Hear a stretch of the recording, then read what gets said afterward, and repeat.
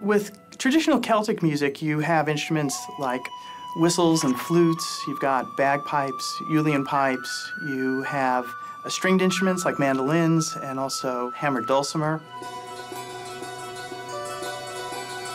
It has a very large range. So there are moments that seem very traditional and folksy, and then there's big epic moments that sound like, you know, a Hollywood film, and a lot of places in between that.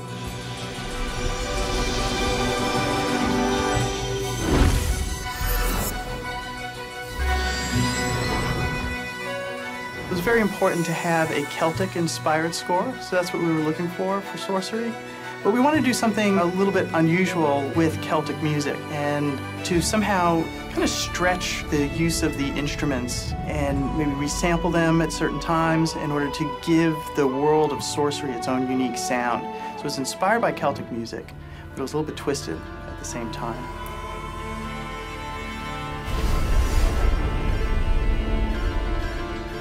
We have drums, we have flutes, we have something that feels kind of medieval. But at the same time, we didn't want to be limited to that. We didn't want it to feel like we were at a Ren Fest. And so when we spoke to the composer, we said, you have the license to bring in other sounds to create a wider sound palette.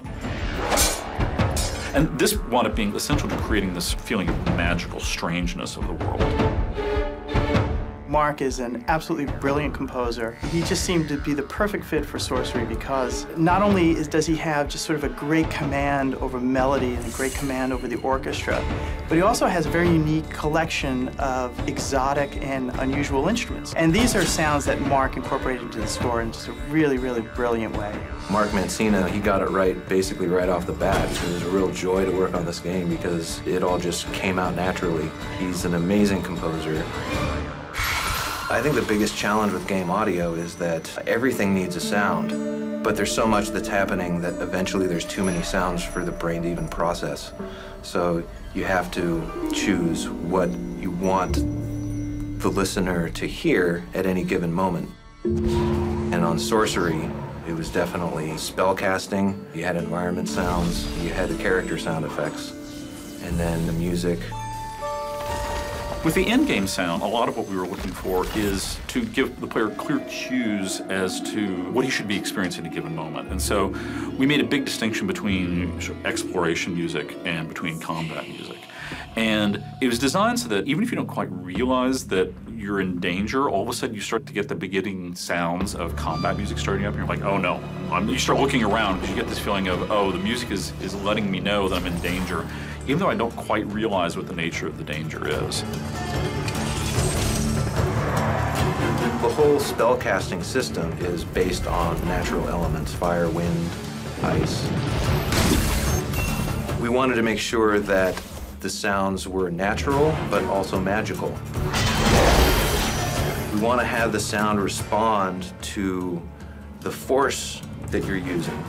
So if you really fling it, it's going to be a lot more powerful sounding than if you're just kind of waving it around. You feel it. It's not just something that you hear, it's something you feel in your chest when you fire it off. It's about the loudest the game gets is when you have a fire tornado and you're shooting arcane bolts into it. There's a level of destruction that is unmatched throughout any other part of the game, and it's really fun.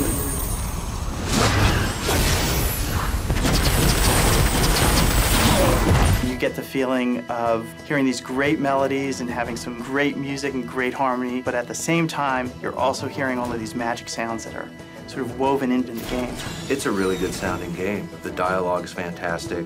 You are seriously suggesting I drink something I found lying around in a tomb? Come on, where's your sense of adventure? The music is great. The spells sound great. The environments are great, and they all play well together. I'm really proud of how Sorcery has come out.